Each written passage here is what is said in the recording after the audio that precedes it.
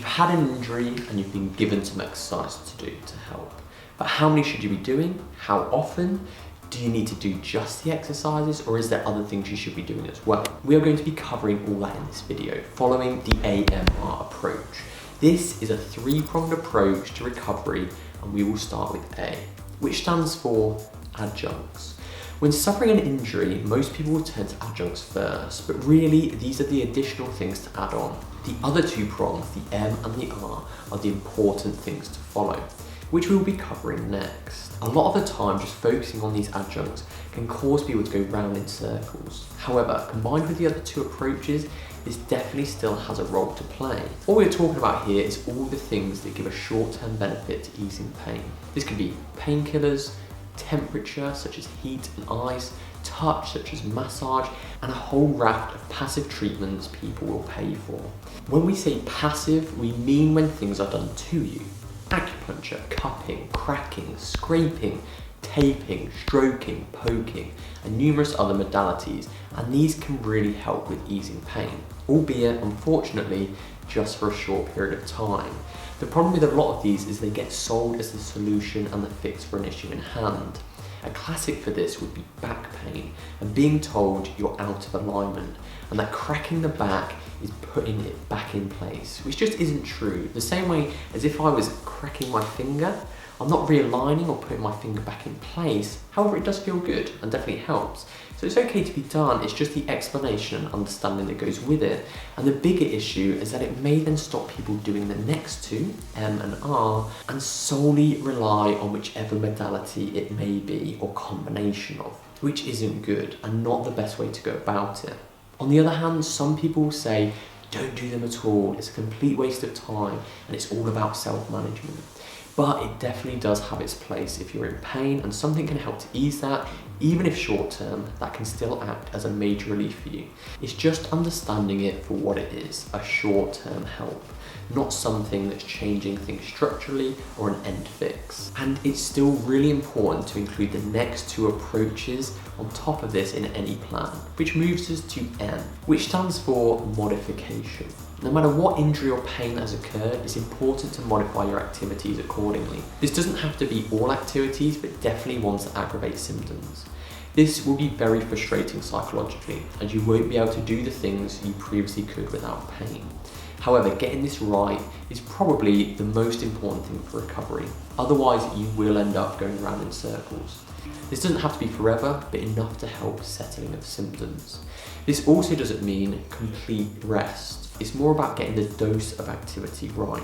This can be very difficult and a bit more complicated for certain issues because of after effects. This is where you may do an activity and have no pain during, but it has then increased symptoms later on or the next day.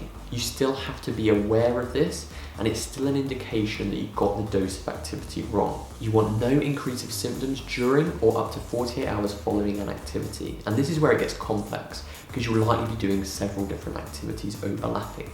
Keeping an activity diary can be really useful here because it will allow a more zoomed out view of what may be causing a prolonging of symptoms. And it may be something that's a bit out of the box, like a sleeping position. This is where just relying on something like painkillers isn't always the best answer, as it may stop you realising what's contributing to symptoms continuing. The next is R, which is rehab. And say you've got the exercises, that's the first step, but how much should you do this, how often, and why is it important? Well, it is important for two reasons. One, to return to normal function, and two, to ensure you're maintaining strength, especially if symptoms have required heavy modification, where you're not getting the activity you normally would. But how do you know how much, when to progress exercises? Well, I'll talk you through it now. Rehab is all about improving load tolerance. You'll have a certain load capacity, which is based on your strength and endurance, but when you get pain, the tolerance will drop. The capacity will remain the same, but you won't be able to get there without pain because the tolerance would have dropped so much. Rehab is all about increasing this tolerance back up, while also not letting capacity drop too low because you're doing less. Go over that tolerance and you get pain. Complete rest may help with tolerance, however capacity will then suffer. So you're more likely to have another injury by going over that capacity again. So the best approach for this, say you've been given exercises to do and you're good to get going. You want to start at a simple level and ensure they don't set symptoms off. You can add what you do to the activity diary. If also no after effects, then you can progress. Now, there are certain variables you can change to progress this. You want to change one at a time. The main ones are frequency, so how often you're doing the exercise in a week. If it's just mobility work to improve range of movement, you can do that daily. If it's resistance-based exercises, I'd go for 3 to 4 times a week.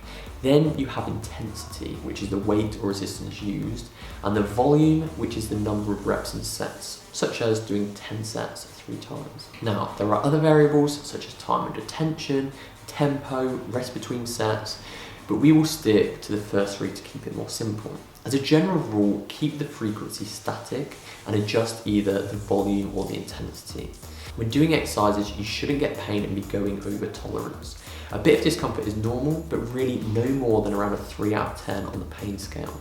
It definitely shouldn't bring on a grimace. If it does, you need to change the volume or the intensity. To decide which to change, use this as a rule of thumb. If you can't do 3 sets of 5 without getting pain during or having after effects, then you need to reduce intensity, so less weight. If you can get 3 sets of 15 reps with no pain or after effects, then you can progress and increase the weight or resistance. When increasing the intensity used, then drop the volume back down. So, say if you do 10 for 3 sets of 15 on an exercise, then you can increase to 20, but drop that to 3 sets of 8. If that's good, then next time go to reps of 10. If that's good, go to 12, then 15, and repeat the cycle. This way it's a very gradual and measured approach. There will be an element of trial and error with getting this right. When starting to feel good with an exercise and comfortably build things up, then start to progress in exercise difficulty. Again, this can't be said how quick this should happen because it all depends on your response. You may try and go a bit quick and just have to regress back down. That's fine, just keep adjusting according to your response. Eventually, as you continually keep building up, you'll get back to the capacity where you originally were before the injury without pain. You still want a plan in place though and continue with exercises to help reduce the chance of injury recurring by increasing that capacity. When you're doing exercises, one thing to watch out for is the use of bands, as they aren't the most effective way to do rehab. We discuss in this video here why that's the case, and while you're here, please do subscribe to our channel for more information.